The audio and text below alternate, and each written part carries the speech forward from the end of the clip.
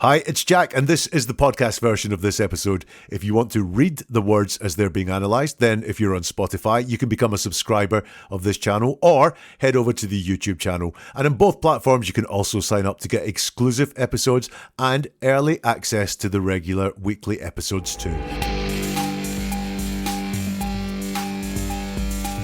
Crystal Rogers is missing. The police have a lot of questions about her boyfriend, Brooks Houck. So who better for them to talk to than Brooks' brother, Nick? You see, Nick is a cop, so surely he's going to be better than his brother at giving a straight answer to a straight question. When did you find out Crystal was missing?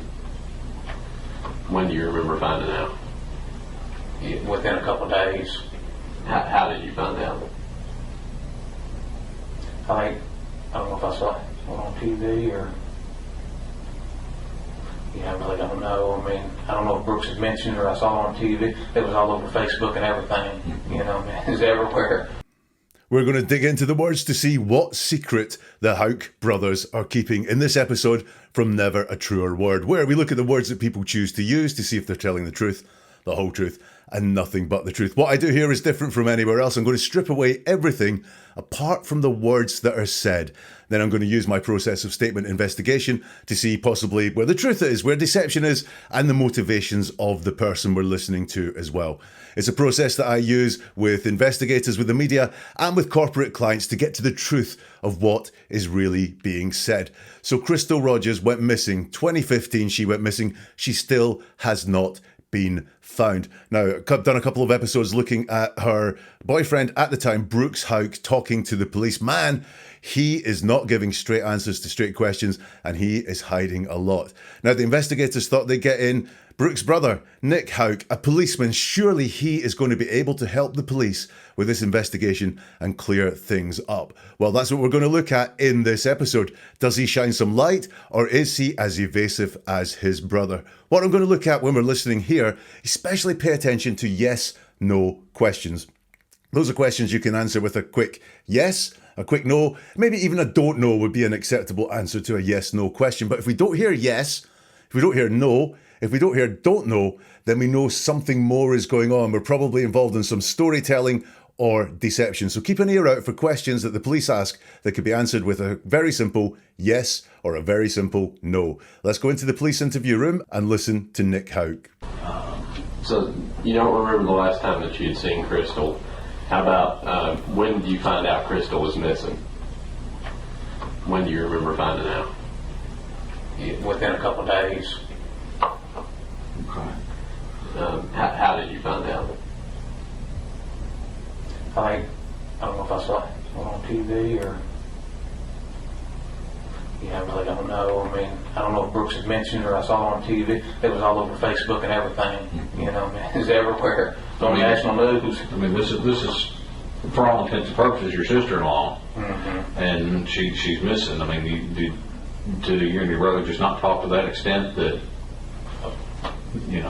That's kind of bad, isn't it? I mean, But he never called you and told you she was missing, or No. Nobody else in your family called and told you that she was missing. called and asked, "Have you seen her?" Yeah. Was it unusual for her to take off like that, or? I know Brooks has said she's taken off to her, I think her mom's before, but I didn't know anything about that either. So. I mean, I know when you get baby mama drama, you try to stay out of it. But I mean, you would think if he was really, concerned, that he would, hey, my brother's a police officer. He knows what to do. Let me call him and see what's going on. Yes, it's not like that. Okay. So you don't know how you found out she was missing, whether it was from Facebook or TV or if he mentioned it. No. I mean, I thought, I had several people that watched it, talk to me about it. So, like I said, it's ran together at this point. sure. I mean, has he talked to you about it a lot, or? Very little, if any. Okay. Like, I mean, what's he said? I don't know that he said much of anything. I mean, obviously, I'm not really gonna bring it up to him because I know him well. I know he's a good guy and that he wouldn't have anything to do with something like this. So, Sure. I mean, I'm not gonna sit there and question him about it. I mean, I just feel like I know for sure that he had nothing to do with her disappearance or whatever, and I mean, that's just where I'm at. Sure. Okay, so what the heck is going on there? We've got a policeman answering questions to policemen. Does he come across as helpful to you? Well, let's look at his words to see what we can discern inside them. So he's asked, you don't remember the last time that you've seen Crystal. How about, when did you find out when Crystal was missing? When do you remember finding out?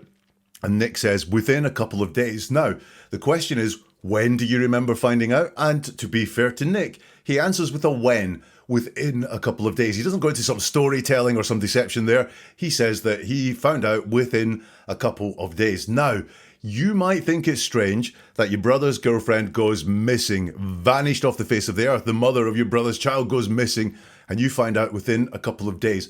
What it helps to do when we're doing statement analysis like this is to believe what we hear, certainly at first, so accept this is the truth. And it's possible.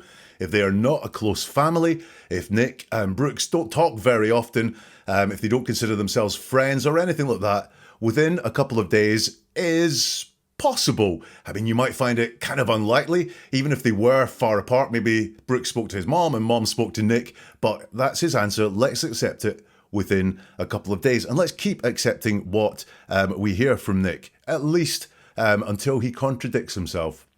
So the policeman says, how did you find out? And Nick says, I don't know. I saw it on TV, or yeah, I really don't know. I mean, I don't know if Brooks had mentioned it or I saw it on TV.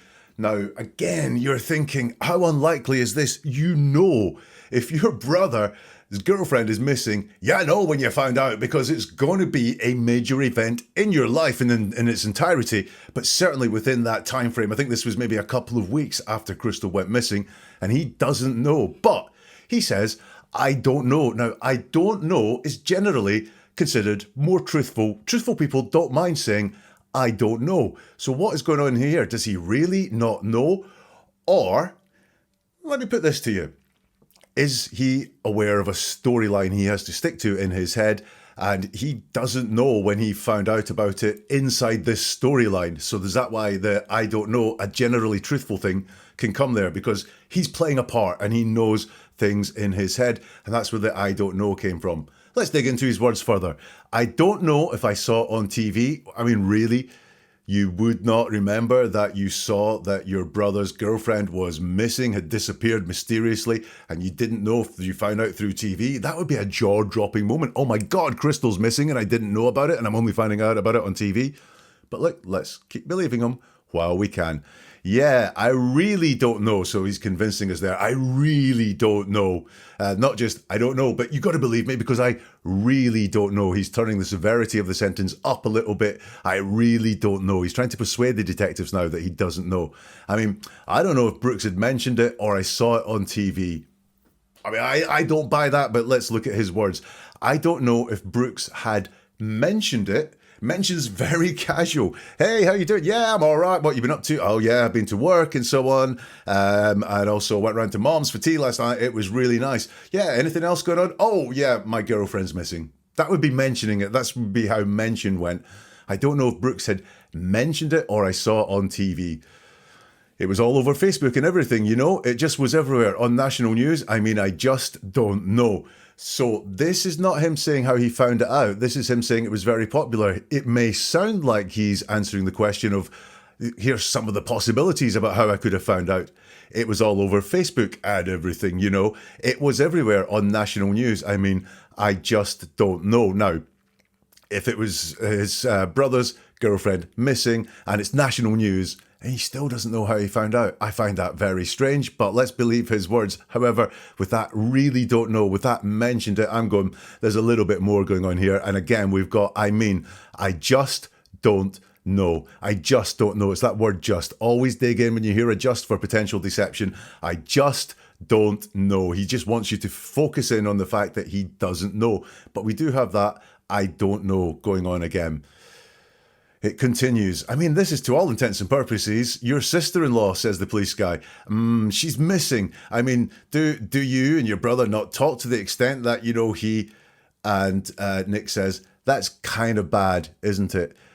So he's not saying, and this is a yes/no question, do you and your brother just not talk to that extent? No, we don't. We're not very close. We hardly ever speak. We don't like each other. No, we just don't keep in touch with each other like that. He doesn't say no to any of that. He doesn't say, yeah, we're just, far apart from each other. It's no yes or no. He just makes a statement. That's kind of bad, isn't it? But he's not committed to that statement because it's kind of bad. So he doesn't really feel it's bad, potentially because they are closer than he wants to us to believe here. So it's kind of bad. He doesn't have the genuine words to back that up. I mean, but he never called you and told you she was missing. And he says, no. He never called you and told you she was missing. And he says, no. Emphatic to that yes/no question. He never called you and told you Crystal was missing. No, he didn't. And yet, if we zip back, how did you find out? He says, I don't know. I don't know if Brooks had mentioned it or I saw it on TV. He's just saying, I don't know, but he's emphatic. And I believe him because it's a very straightforward answer that Brooks did not call him to say that Crystal was missing because he gives a no. Nobody else in your family called you and told you she was missing? Again, we've got that no. It's a straightforward no answer to the question. So he knows, despite all this vagueness about I don't know how I found it out, he knows, and I believe him, Brooks didn't call him to tell him that Crystal was missing, and no one in the family called him to say that Crystal was missing. What does that tell you? Did anyone call and asked, had you seen her? Was it unusual for her to take off like that? Oh, please, guys, don't ask two questions at once. Ask one question, and then we will be able to dissect the answers a hell of a lot better, because he doesn't answer the question about did anyone call and ask, had you seen her? Was it unusual for her to take off like that? He says, I know Brooks has said she's taken off to her, I think her mom's before, but, I didn't know anything about that either, so... And he's just drifting off here. When we're not being honest, and this is an indication that he may not being honest here, Nick, we can start really emphatically. I know Brooks has said she's taken off to her mom's before, and then it drifts away. I know Brooks had said she'd taken off to her, I think her mom's before, but I didn't know anything about that either, so... And it all drifts away. An indication that he's not very committed to what he's saying. He doesn't have the authentic experience and events inside him, inside his mind, to be able to just verbalize that really fluidly. I know Brooks had said she'd taken off to her mom's before. I know it's not I have experience of it. It's that Brooks has said this, and Brooks has said it's just a little bit distant. It's not, I know Brooks, I know she's taken off to her mom's before. That would be direct experience, but he knows the story that Brooks has told is what he's saying there in his words, and it drifts off.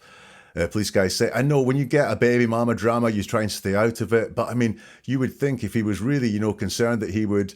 And Nick goes, which is a tacit agreement. Hey, my brother's a police officer. He knows what he's going to do. Let me call him and see what's going on. So what the police are putting to him there is, so your brother's girlfriend was missing, disappeared, vanished. And he didn't think of calling his brother, the police officer, for help or guidance or advice. And there's just this long sort of yes from Nick, which is expanding that yes. I think that's buying some thinking time. Maybe even oh crap, that's a very good question I don't have an answer to. It's yes, it's not like that. It's not like that. What does that mean? It's again, it's not full, it's not flowing, it's not we don't have that kind of relationship, which would be all the words needed to make sense of that sentence. It's a very generic, it's not like that. And like his brother, Nick is telling us a lot of things that are not happening. It's not like that. He's not explaining what the relationship is like. He's not saying how it does go. He's just focused on this. It's not like that. Because what does that do? It closes something off. It's not like that. It's just very closed. It's not like that. If he was to open it up and say, we don't talk that regularly, we had a bit of a falling out, or, we're not that close, we never have been, or anything like that, then that's wide and allows lots of questions to be asked. It's not like that. Closes it down a lot. Okay, so you don't know how you found out she was missing, whether it was from Facebook or TV or if he mentioned it. He says, no, I thought, I had some people have obviously, talked to me about it. So he's still very vague. He remembers certain things with concreteness. He knows that Brooks didn't call him. He knows some people have talked to him about it, but he doesn't know how he found out. He just remembers all this stuff. He doesn't want to be pinned down to something, is what I think is going on here. He says, I thought, I had some people have obviously, talked to me about it. Some people, not being specific there. That word people comes up a lot in deception. People have been telling me this. People are saying this. The people is curiously undefined, like a lot of what Nick is talking about. It's so broad and vague. Some people have obviously, talked to me about it. Obviously, as a convincer. Obviously, people have mentioned it to me. So again, it's this, don't ask any questions. This is obvious. People have mentioned it. Lots of people have mentioned it and talked to me about it. Now, it is a specific event, not talk to me about Crystal, which would be show some closeness and some concern and some care, or even her. It's about it. It refers to an event. Now, at this time, when this interview is happening, Crystal's presumed missing, and therefore there is no it, because there could be lots of things that have happened. There's multiple things. It is one thing. Now, at the time, Crystal was missing, so multiple things could have happened. She could have decided to go away. She could have been abducted. She could have been killed. She could have had an accident. She could have lost her mind and not know where she is and be in a confused state somewhere. But it is a singular event, and it's a singular event there that Nick is focused on. Does he have knowledge of a singular event, the it that he's talking about? So like I said, it's ran together at this point. Now, I know what he's wanting to get across. The impression here is so many people were talking about it. I can't remember how I found out. But he doesn't say those words. He just doesn't verbalize it like that. It's ran together at this point. And so, like I said, well, you haven't said that at all. You've alluded to it, but you haven't said that. However, people who are being deceptive will very often tell us, this is something I've said before. Look how consistent I am. Like I said, I'm sticking to this one story, and if I'm not deviating, if I'm sticking to this one story and flagging it up with phrases like I said, then I must be being honest. Please believe I'm being honest. The policeman says, has he talked to you about it a lot, or... And Nick says, very little, if any. You know what I mean? Very little, if any. Your brother's girlfriend is missing, and you've spoken about it very little. Again, if they're not close, this could be true. If Brooks doesn't need Nick's help or has a support network around him that doesn't require his brother involved, then very little could be true. But very little, if any, you should at least be able to remember whether your brother has spoken to you about your girlfriend being his girlfriend being missing. And remember, he was asked, how did you find out? And he says, I don't know if Brooks has mentioned it. So very little, if any. How much memory do you have about these conversations you've had with Brooks? Because it keeps sliding along a different scale. What's he said? Asked the detective. I don't know he said much of anything. I mean, obviously, I'm not really going to bring it up to him because, I know him well. I know he's a good guy. So in Nick's head here, what is he thinking, like a policeman? So your brother's girlfriend goes missing and you think bad things. You don't think of supporting him. You don't think of trying to find Crystal. You certainly, your view of Crystal is not one of such that she is flighty or horrible or would just abandon Brooks and the kids. You'll notice that his first priority in his head is Brooks a good guy or not? And we have an obviously there as well. I mean, obviously, I'm not really so obviously, again, don't question this. It's obvious. It's just something that I want you to accept without any question. Obviously, I'm not really going to bring it up. Obviously, you're not going to bring up your brother's girlfriend's disappearance. That's why the word obviously is in there, because it doesn't make logical sense. He wants to close that off by saying, it's obvious. I know him well, is what he says. Now, one of the things I've been saying is give this guy the benefit of the doubt. Are they not very close? Is there a lot of distance between them? But Nick is saying here, I know him well. And in the present tense, it's not I knew him well. It's I know him well. Well, what? You know him well, or you hardly ever talk? The two things can't be true. I know he's a good guy, and he wouldn't have anything to do with something like this. And again, we're in the event thing, because look at all the things that could have happened. Does the phrase, he wouldn't have anything to do with something like this, does that hang true if Crystal has decided that she's off, that she's had enough of this relationship, or if Crystal's had an accident and decided to go for a walk late at night and, you know, fell over or tripped and, you know, has just not been found, it's been a tragic accident. But Nick seems to think in his head something bad has happened, because he says that Brooks is a good guy and he wouldn't have anything to do with something like this, one singular event, and something is very generic, and like this, he's not saying exactly what that something is, but he is alluding to the fact that in his head, and why would this be in his head, there's been a single incident and it involves someone being bad. It's not Brooks, as Nick tells it, but someone has been bad. I mean, I'm not going to sit there and question him about it. You know, his first instinct on thinking about his brother's girlfriend Crystal's disappearance is to question Brooks. Now, you're a policeman. You don't have to question him like a suspect, but you could question him. What was her state of mind like? Had she threatened to leave you? Had you guys had an argument? Was she seeing someone else? All those questions, those would be valuable questions for the police brother to ask his brother to help find his girlfriend. Concern should be there, but it's not there. His first instinct was to question his brother, and not questions that would help, but questions that would expose Brooks' guilt. I mean, I just feel, I know for sure that he had nothing to do with her disappearance or whatever, and I mean, that's just where I'm at. Big sort of word salad, but let's break it down. I mean, I just feel like I know for sure, so we have no certainty there. It's just, I just feel sense. I know for sure, so he's hardening it up there, but it's a feeling. I just feel I know for sure he had nothing to do with her disappearance or whatever. Brooks did this as well. He would say something, then realise that it maybe sounded bad, and he had to sort of backtrack on it. So it's her disappearance or whatever. It's not her disappearing, which would be suggesting that Crystal was in charge of the action of disappearing. He has nothing to do with her disappearing or her going away or her not being there. It's her disappearance. As again, he's alluding to one single thing which Crystal had no control over, of which bad behavior was involved, and it's her disappearance. And then he goes, or whatever, as in, I obviously haven't drawn any conclusions as to what happened. And I mean, that's just where I'm at. And there's that word just again.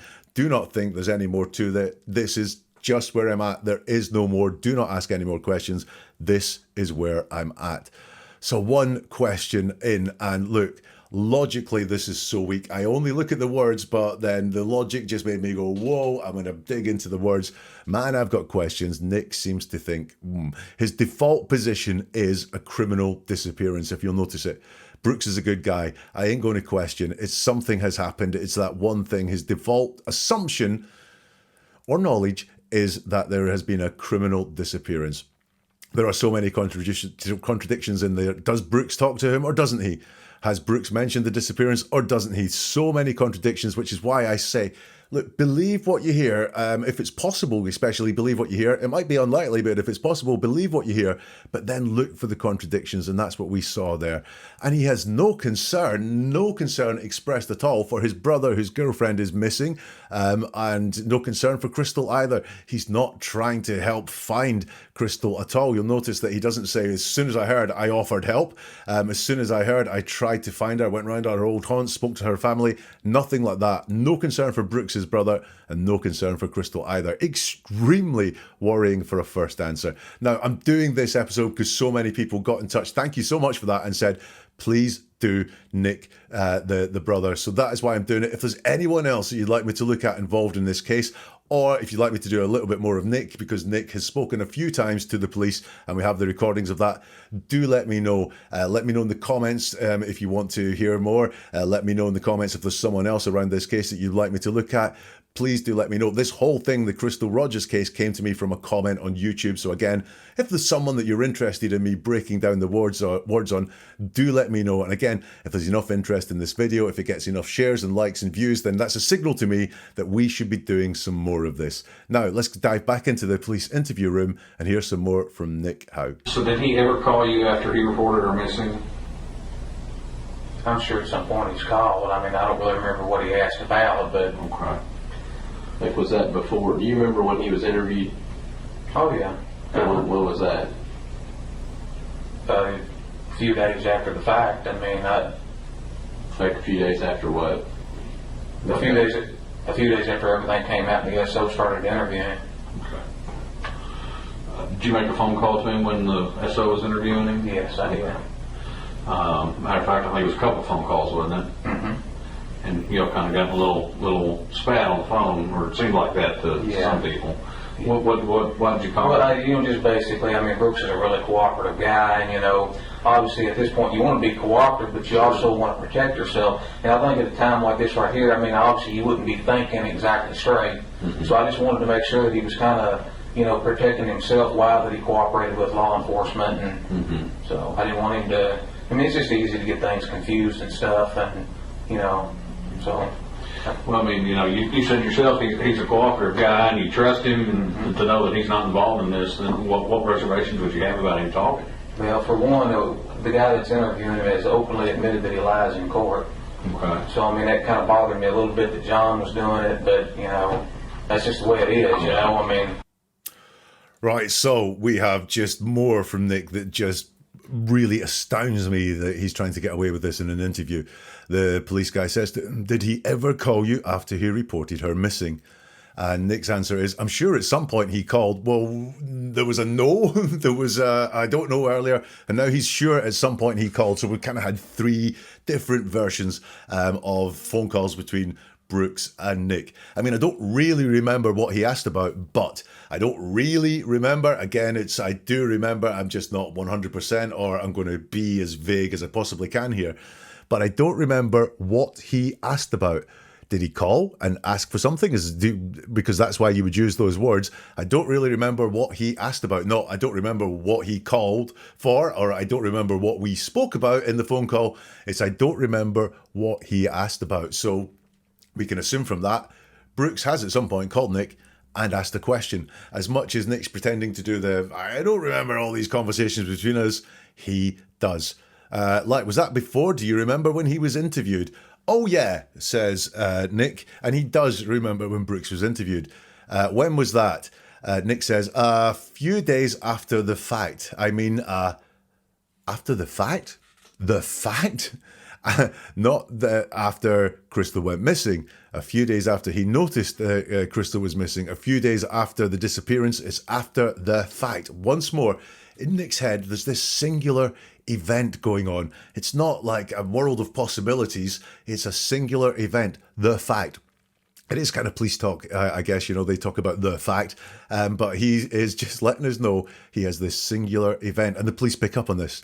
A few days after what is the question? A few days after everything came out and the SO started interviewing. A few days after everything came out. Again, he's not saying a few days after Crystal went missing, a few days after the Brooks noticed that Crystal wasn't at home. It's a few days after everything came out. That suggests things were hidden, and then everything came out. Interesting, very interesting choice of words. And the SO started interviewing. Okay, did you make a phone call to him when the SO was interviewing him? And Nick says, yes, I did. That is a very honest answer. That's what the truth sounds like. It's simple, it's straightforward. There's no persuasive or convincing words, storytelling. There's not even any stuttering in there. It's a yes-no question. Did you make a phone call to him when the SO was interviewing him? Yes, is the answer to that. Now, why would that be? Now, when we make stories up, when we're being deceptive, which is potentially what Nick is doing here, then we have a version of events in our head, a story that we have to tell, and we've thought through lots of points of that story. If you're going to tell a long, involved lie about something, an important lie like this one, then one of the things you have to do with that lie is you have to make it fit in with events to which there are witnesses or facts that other people know. And the police here know that Nick called Brooks during that police interview. In fact, the interview ended very shortly after Nick called Brooks. So he can't lie here and say, do his usual I don't remember type thing, or all of a sudden his memory is razor sharp. Yes, I did. Now, why would his memory be razor sharp? Because it's on record. It's on record, and he knows it's on record that he called Brooks during the police interview. No point in lying about it, which is why we get this very straightforward, yes, I did. So different from so many of Nick's answers. As a matter of fact, I think it was a couple of calls, wasn't it? Says the detective. Says Nick. That's confirmation. That's a yes, but he's not kind of going, yes, yeah, it was a couple of calls. It's I'm being a bit cagey. And, you know, kind of a little spat on the phone, or it seemed like to some people. Why did you call him? And Nick says, well, you know, just basically, I mean, Brooks is a really cooperative guy. And, you know, obviously at this point, you want to be cooperative, but you also want to protect yourself. And I think at a time like this right here, I mean, obviously, you wouldn't be thinking exactly straight. Let's break that word salad down. Well, you know, just basically the waffle going on here while he forms the words in his head that he really wants to say. Just basically, as in, just focus in on this one reason that I'm going to give you. Forget about anything else that's possible, or maybe things that I'm hiding over here, and I'm going to hide them by using the word just. And then basically, when someone says basically, they're qualifying what it is. I basically only went out to get a cup of coffee.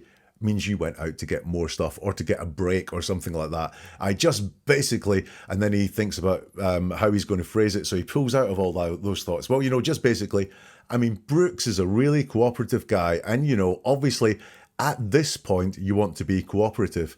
At this point, this is very much like how you would talk if it was, right, you are going to pretend to be the concerned boyfriend of the missing woman. Therefore, you're going to want to be cooperative. You're not going to want to be cagey or shut off or refuse to do interviews. You want to give the police what they want at this point. And then if they get harder on you or ask you tougher questions, back off and stop being so cooperative. At this point, you want to be cooperative.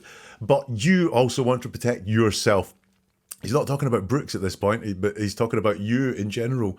You want to protect yourself.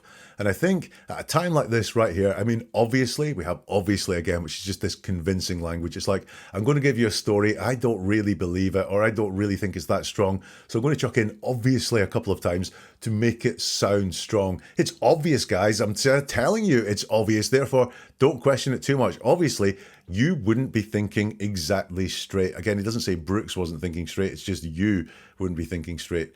So I just wanted to make sure he was kind of, you know, protecting himself while he cooperated with law enforcement. So I didn't want him to, I mean, it's just easy to get things confused and stuff. And, you know, so again, we've got this drifting off here. So I didn't want him to, I mean, it's just easy to get things confused and stuff. And, you know, so he starts off very solid. I just wanted him to protect himself, but then it's waffle, waffle, waffle. So I just wanted to make sure, again, that suggests to me he's hiding something and he's using just to just focus on that one little thing. I just wanted to make sure he was kind of, you know, protecting himself. So there was a lot more going on to the phone call there because it's just and kind of, and it's easy to get things confused and stuff. Is it really easy to do that? Or would you just want to give all the information to help find Crystal safely? The police pick up on this as well. They're not dumb. I know you said he's a cooperative guy and you trust him and you know that he's not involved in this. Then what reservations would you have about him talking? He says, well, for one, the guy interviewing him has openly admitted that he lies in court. I don't know the truth about this at all, but that's only for one. So again, he's focusing us in on one thing. Now, what reservations would you have about him talking? Well, he's already told us it's easy to get confused. He needs to protect himself. Instead, he's moved on to thing number two. The guy interviewing him has openly admitted lying in court. So, I mean, that kind of bothered me a little bit.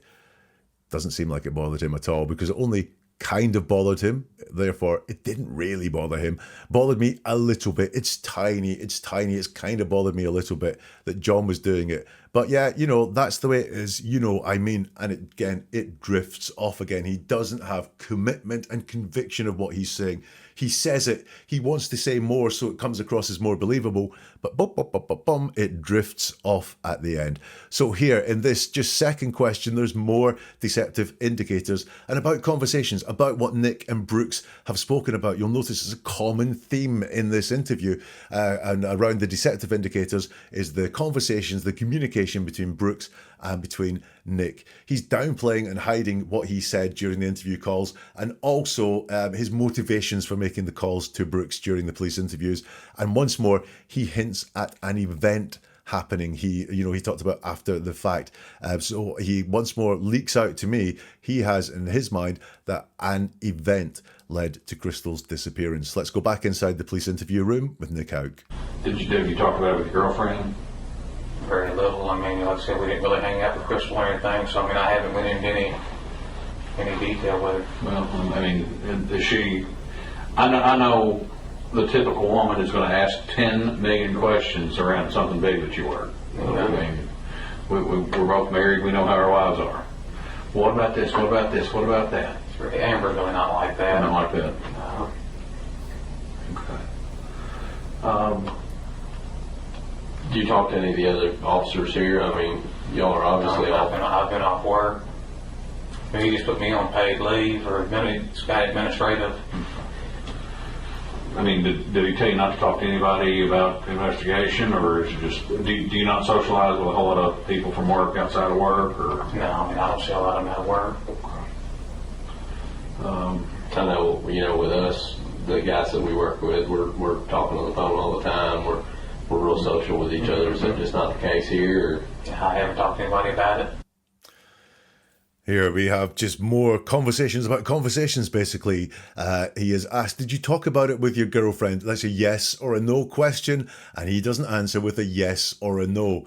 So that suggests to me he's hiding something. He says very little. I mean, like I said, we didn't really hang out with Crystal or anything. So did you talk about it with your girlfriend? Instead of saying yes or no, he says very little. His priority is not answering the question that is asked. His priority is, this is just not a big thing in my life. I'm going to say very little. Well, that means you did talk about it. That could be answered with a yeah. Yeah, we did a bit, but no, it's very little. So he wants to just keep this distance from Crystal's disappearance. He doesn't want to say at all it was a big thing in his life. Now, why would that be? It would be really natural for it to be a big thing in your life. It's your brother's girlfriend and she's gone mysteriously missing. But I only talked about it very little.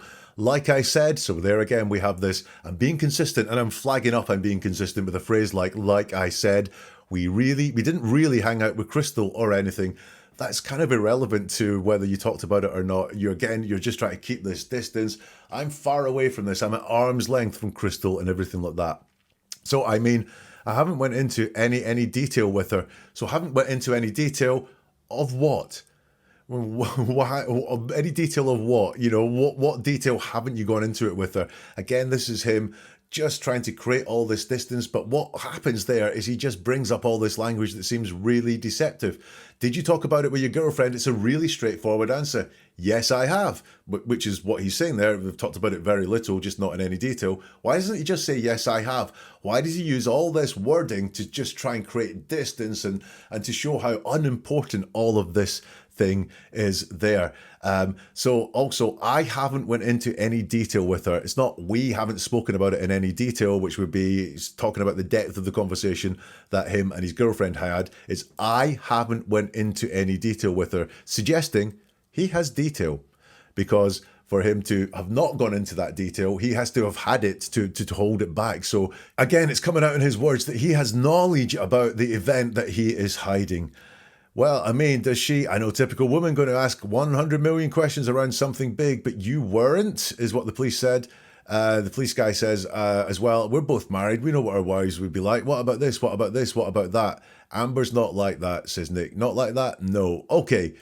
Do you talk to any of the officers here? I mean, you're obviously all, now this is a yes or no question, and Nick doesn't say, no, I haven't spoken to the officers, or yes, I have spoken to the officers. He instead says, I've been off work. I mean, they put me on leave or maybe something administrative. So he doesn't say, no, I haven't spoken to any of my fellow officers, or yes, I have spoken to my fellow officers. He says, I've been off work. So what is he hiding there? Potentially the fact he's spoken to the officers, I don't know.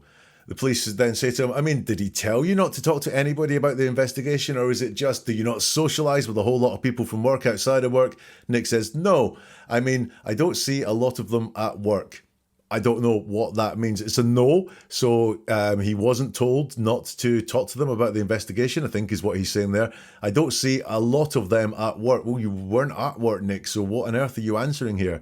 And then the police guys say, I know, with us, the guys that we work with, we're talking on the phone all the time. We're real social with each other. Is that not the case here?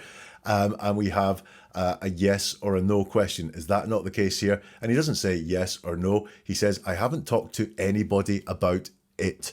So well, you talked to your girlfriend about it. You said you've talked to Brooks about it as well. But here it's just this big blanket. I haven't talked to anybody about it. Once more, we've got this singular event. I haven't talked to anyone about what's happening or what's happening. It's all this. I haven't talked to anyone about it.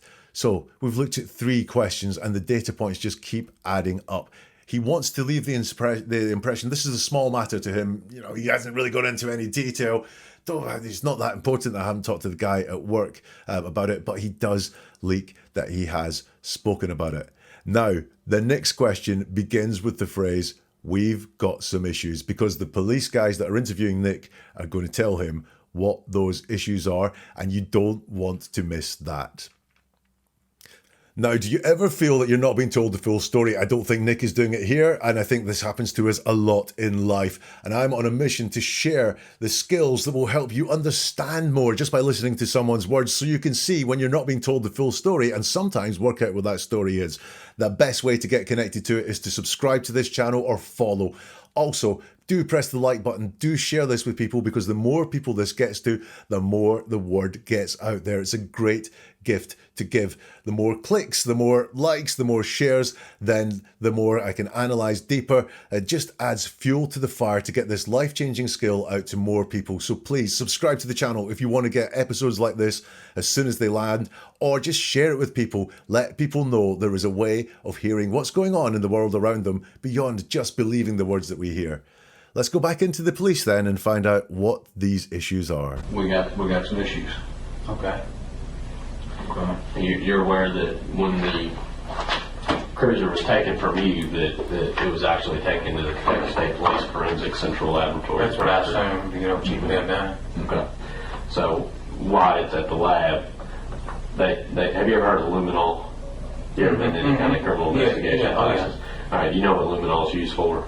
To find blood. Okay. Or other Bodily fluids. Okay. So we all excrete bodily fluids, sweat, vomit, anything, saliva. All that is what would fluoresce. Why would your trunk look like a Smurf if they sprayed it? Why would it fluoresce? It looked like Chernobyl. There's a couple spots in your trunk in that blanket, just lit up like Chernobyl. Why would that? There's not going to be any blood in the trunk. Okay, well, I did not say blood. I'm talking about other bodily fluids. I don't have blood.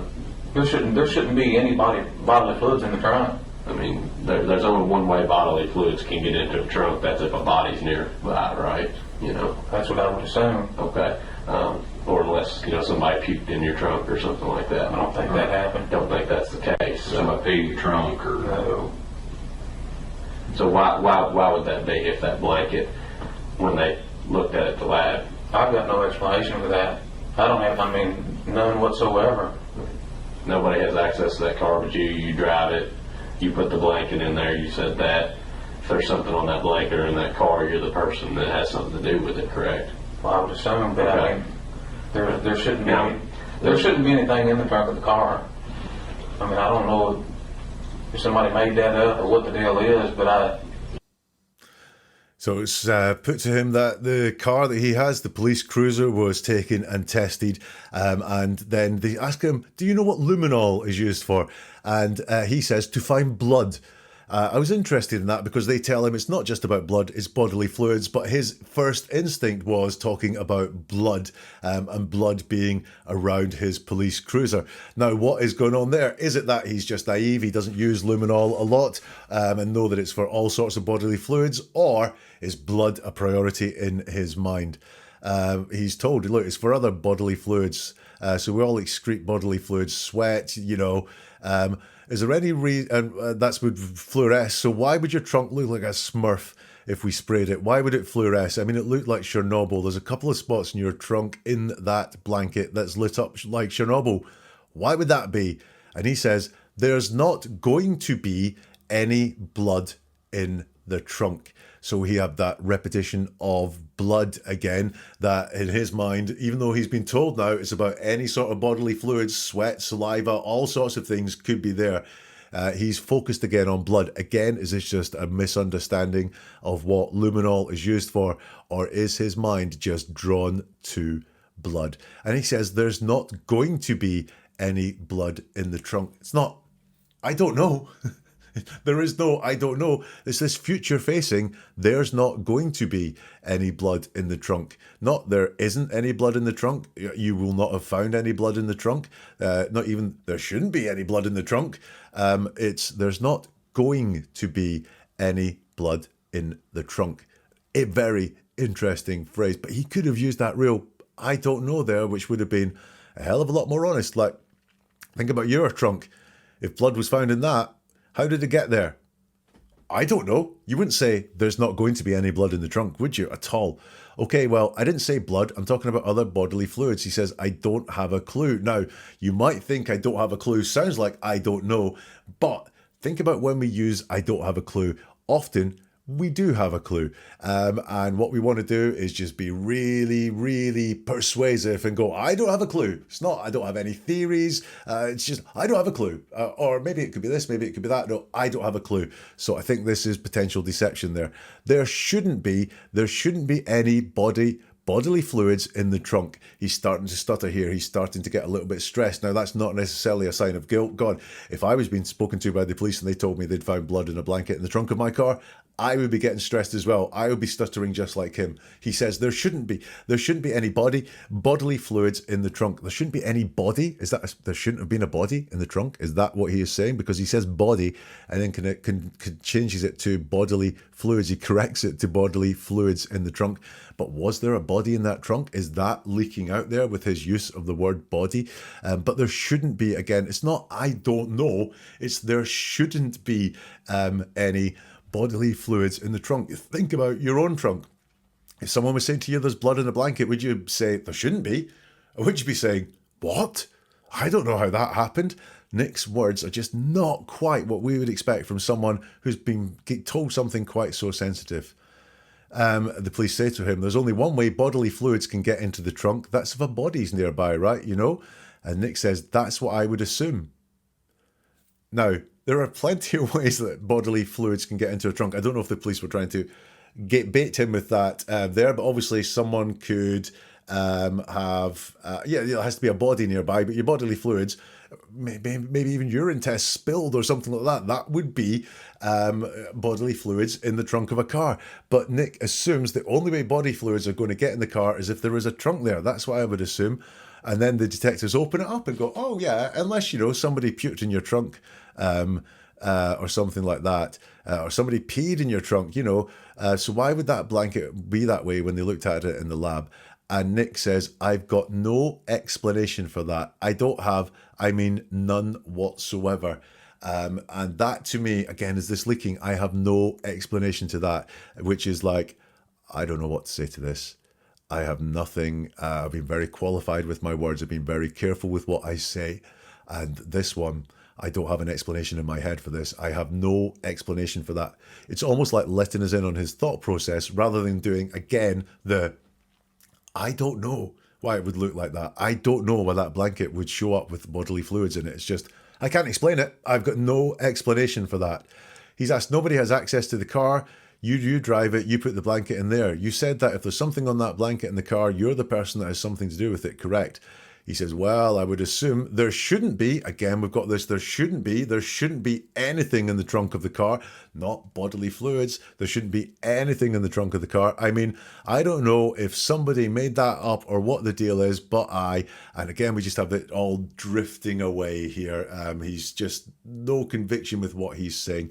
But there shouldn't be. I wonder, those are the words that you may use if there had been some cleanup operation. So there shouldn't be anything there now. But he shouldn't be. There's no explanation for that. This is all very concerning wording for me. So here, no surprise or curiosity, because it's always worth looking at what's missing. Once we've analysed the words that are there, what's missing?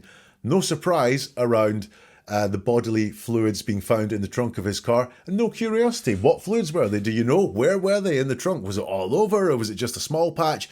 do help me understand. No surprise or curiosity that the trunk showed positive for bodily fluids. This, there shouldn't be, would be the wording that would be used after a clear up. And also an attempt to focus on blood. Is that just because he's naive and that's what luminol is for? Is blood a high priority in his mind? Or does he know there is no blood at all there? There was no blood and that these must be other bodily fluids. But a really concerning answer from Nick there. Let's get some more from him. So Nick, this is the only opportunity that we have to sit here and find out if you're the actual honest person that we think that you are. Well, I'm 100% honest. And I don't deny that, Nick, but you're not being honest with us about this, okay? Now, whether it's 100% honest, okay, and it's obvious you've got plenty of experience. I mean, you guys are squared away, but I can tell you, there's no way it happened the way you said it. It sounds logical. It's very logical, Nick, because it's what happened. But no, it didn't happen that way. It didn't. Okay. How do you know it didn't happen that way? Nick, you can't remember what happened. Well, he's saying Brooks did it, and I was in on it. I mean, there's no way. Were you there? Were you able to say that Brooks didn't do it? No, but I know him well enough to know that Brooks. Well, I know lots of people, okay? I know troopers that I've worked with for my entire career. And guess what? They're not troopers anymore. And I thought I could say that about it. And I thought I could say that because you know what? We're all people. No matter what this says, no matter what we go to church and say on Sunday, no matter what that we appear like, everybody is a person, and every person can change in a heartbeat. Whether they choose to or not. Sometimes things just happen. We make mistakes. But I haven't made any mistakes, and I have been 100% honest. Well, Nick, I don't disagree that you hadn't made any mistakes in your career, maybe, but in this. There's been some mistakes made. Otherwise, we wouldn't be sitting here talking to you. Yeah. Because when we start thinking with this goes out the window. Logic goes out the window. Man, all I can tell you is, I mean, Brooks is a good guy. He didn't have anything to do with this. Obviously, I'm hoping for the best and expecting the worst. And I'm a police officer. I hope she walks in his front door anytime. But at the same time, I mean, she's been gone for a while. She hadn't made contact with the kids. The police guys really ramp up the pressure here. This is the only opportunity that we have to sit here and find out if you're the actual honest person that we think you are. And Nick says, well, I'm 100% honest. Always beware of absolutes. I'm 100% honest. I'm telling you the truth. And you'll notice that he says, I'm 100% honest. It's not this, I have been honest with you about this. I've told you everything that's happened. It's, I'm 100% honest, just in general, not necessarily around this. I don't deny that, Nick, says the policeman, but you're not being honest with us about this. The police guy's good. He's getting some of the qualifications in Nick's words. He repeats himself, Nick does. I'm 100% honest. And it's obvious you've got plenty of experience. I mean, you guys are squared away, but I can tell you, well, there's no way it happened the way you said it. It sounds logical. Gets cut off. There's no way it happened the way you said it. It happened. Once more, this singular event. There's no way events happened the way you're saying them would be wider. There's no way it happened. Once again, this singular event, which I think it happened and the way he's talking about it involves criminality. The police guys say to him, it's very logical because it's what happened. But no, it didn't happen that way. It didn't, is what Nick says. Again, it's this singular event. It didn't happen that way. It didn't. So it didn't happen that way is saying it did happen. He knows about this event. It didn't. The police guys are onto this. How do you know it didn't happen that way, Nick? You can't remember what happened because he's tried to say, I'm that far away about it. I really didn't know what was going on. I hardly talked about it, but all of a sudden it didn't happen that way. It didn't happen that way. How do you know it didn't happen that way? Well, he's saying Brooks did it. Once more, again, it's that singular event. It's not this wider thing of he's saying Brooks made Crystal disappear or he did something to Crystal. And I was in on it. I mean, there's no way. Were you there? Are you able to say Brooks didn't do it? And he says no. Quite a quick no to a yes/no question. We will notice that potentially that is very believable. But I know him well enough to know that Brooks didn't do it. So once again, we have the event, the do it. And I know him well enough to know that Brooks didn't do it. Apart from trying to say earlier on, we're not that close, don't speak to each other, don't have any heart-to-hearts or anything like that. When his girlfriend was missing, I didn't even ask him any questions. That's how sort of casual and everything it is. But I know him well enough to know that Brooks didn't do it. Police guy puts to him, I know a lot of people, and some of them have turned out to be rotten apples. Every person can change in a heartbeat, the policeman says. Whether they choose to or not, sometimes things just happen. We make mistakes. And Nick says, I haven't made any mistakes, and I have been 100% honest. So I haven't made any mistakes, whatever. It's just not true. So again, it's someone talking in absolutes, and always beware when someone talks in absolutes. I haven't made any mistakes is not true. We all make mistakes. He's not saying I haven't made any mistakes here. He's not tying it down to a specific event. He's just talking in broad terms. I haven't made any mistakes ever. Not true. This is deceptive. He's image management here and trying to go, I'm just this guy that's never made any mistakes, and I have been 100% honest. Another absolute. Well, Nick, I don't disagree with you. You know, you maybe haven't made any mistakes in your career, maybe, but in this, there have been some mistakes made. Otherwise, we wouldn't be sitting here talking to you, because when I start thinking with this goes out the window. Logic goes out the window. Nick says, man, all I can tell you is, Brooks is a good guy, and he didn't have anything to do with this. Once again, it's just this. There's nothing in his mind that says that Crystal decided to go off on her own. It's all in his mind that something has happened to Crystal, and he didn't have anything to do with this. So someone was involved in the disappearance of Crystal. It's the words that he's using says that he knows someone was involved with the disappearance of Crystal. Obviously, I'm hoping for the best and expecting the worst because I'm a police officer. I hope she walks in the front door anytime. I think this is, again, something that the Houck family seem to do, which is when they realise they've said something kind of bad, which is he didn't have anything to do with this, he has to go, I'm going to tell you now, I have hope. We saw Brooks do the hope thing as well. In fact, maybe they've coached each other and said, make sure you have hope. You express hope that she's going to be fine. Make sure that you don't talk like she's dead. I'm hoping that I hope that she walks through the front door anytime. But at the same time, she's been gone for a while. She hasn't made contact with the kids. Almost a little bit of victim blaming going on there, Nick. So look, do you know what happened or not? I know he had nothing to do with this, and then I don't really know what's happening. I just hope she comes down. The biggest thing here is, once again and multiple times, he alludes to a certain event that he has knowledge of. Let's get the last excerpt we're going to look at as the police talk to Nick Houck.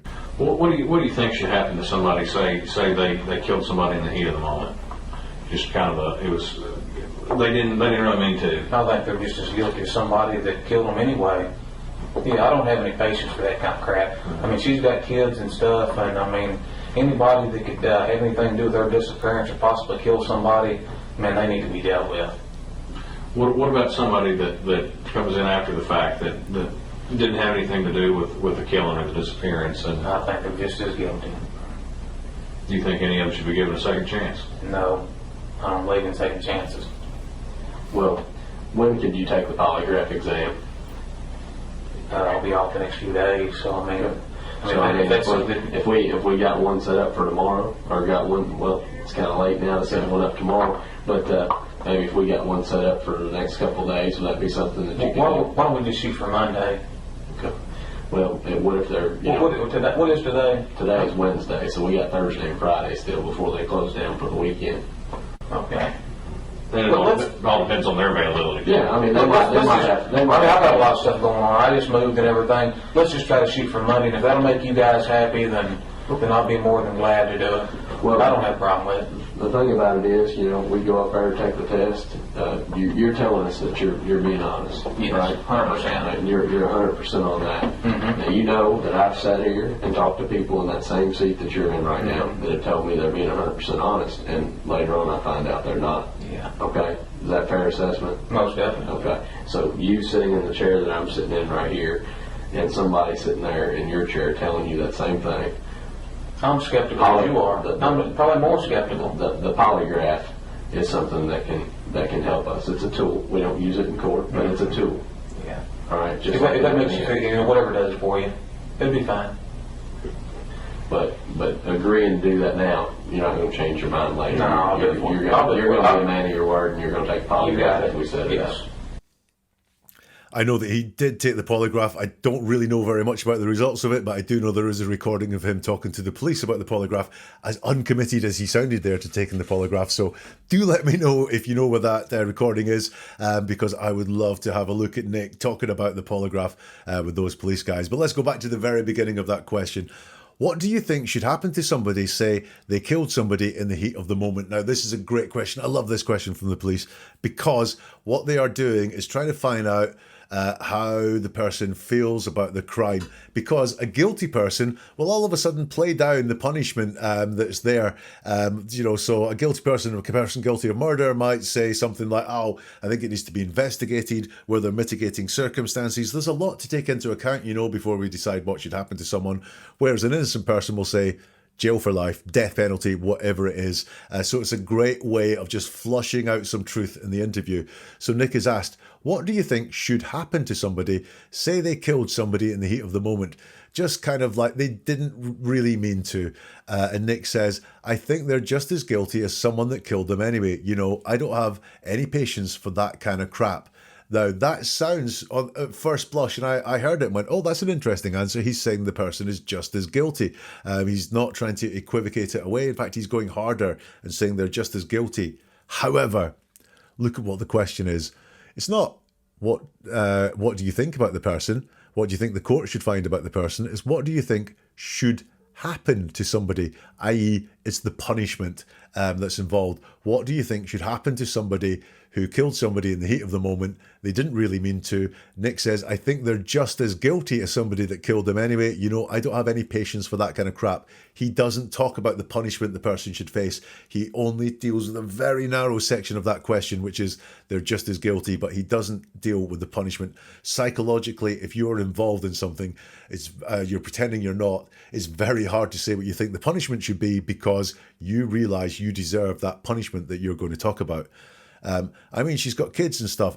Anybody that could have anything to do with her disappearance or possibly kill somebody, man, they need to be dealt with. So he's talking now about her disappearance, but possibly kill somebody. Now, it's really all here that he's equivocating it out. He's just not going into what the punishment should be. They need to be dealt with, not they need to go to jail for a long time. They need to face the death penalty, not they need to be held accountable for what it is they did. They just need to be dealt with. Kind of like the child that's stolen a cookie. They need to be dealt with. It's not very strong whatsoever. An indication that he may know someone that's involved. What about somebody that comes in after the fact that didn't have anything to do with the killing or the disappearance? He says, I think they're just as guilty. So again, he's avoiding any question of punishment. What should happen? What consequences should they be? It's just how he believes conceptually they are guilty. Do you think any of them should be given a second chance? No, I don't believe in second chances. Well, when can you take the polygraph exam? And he doesn't really answer. He says, I'll be off the next few days, so I may have, time to do it, or I may not be available because I'm there. What he certainly isn't doing is, I can do it tomorrow. I can do it Thursday. I'm free all day Thursday. He's not doing any of that. He's just given us his schedule. I'll be off for the next few days. He doesn't say I'll be off and really busy, therefore I can't, or anything to help Crystal, anything to help clear up what's happened to Crystal. I will take that polygraph test as soon as you can get it. So I'll be off the next few days. The police guys talked to him about when we could get one set up. It might be a bit hard to do tomorrow. And Nick says, why don't we just shoot for Monday? Not a phrase I hear a lot. Why don't we just shoot for Monday? Is shooting a high priority for him? Is it in his head, shooting? It would worry me if that was there. And then Nick says, what is today? He's told it's Wednesday. So we've got Thursday and Friday before Monday, before they close for the weekend. It all depends on their availability. He says, yeah, I've got a lot of stuff going on. I've just moved and everything. Nick, your brother's girlfriend is missing. I don't care whether you've moved or not. Just get in front of the polygraph and do it. You seem to be trying to put as much distance between yourself and this polygraph test as you are between yourself and the disappearance of your brother's girlfriend, Crystal. He's not exactly wanting to be an uber helpful brother here at all and say, yeah, let's get this polygraph test done so we can get all eyes off me, all eyes off Brooks, and all the way towards finding Crystal. Let's just try and shoot for Monday. We've got that word shoot again.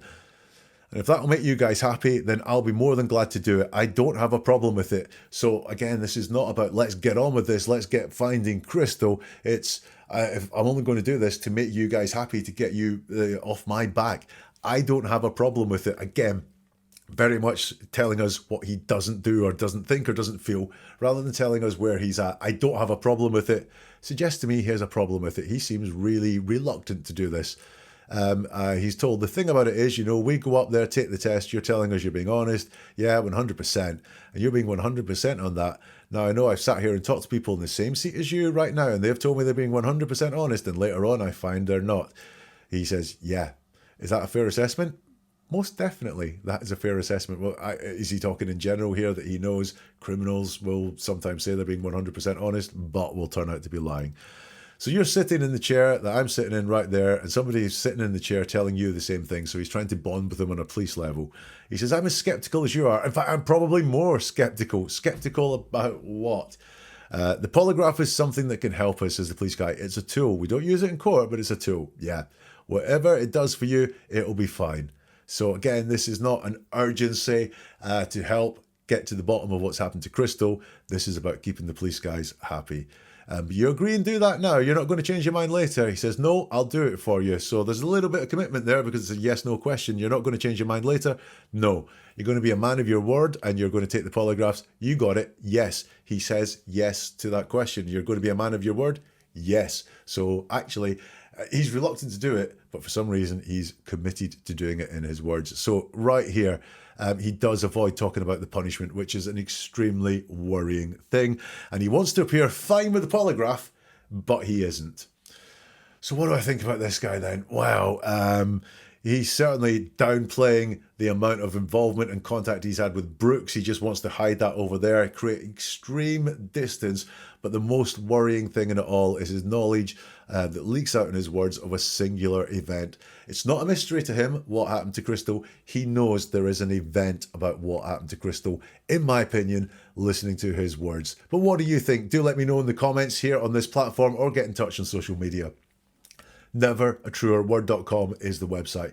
There you will find a whole lot more. You'll find me breaking down Brooks' police interviews there. You'll also find a lot more of police interviews if you want to look at them, to see the truth, to see the motivations of someone, and to see where deception is happening as well. That's NeverAtruerWord.com, and we'll see you soon for something new from Never a Truer Word.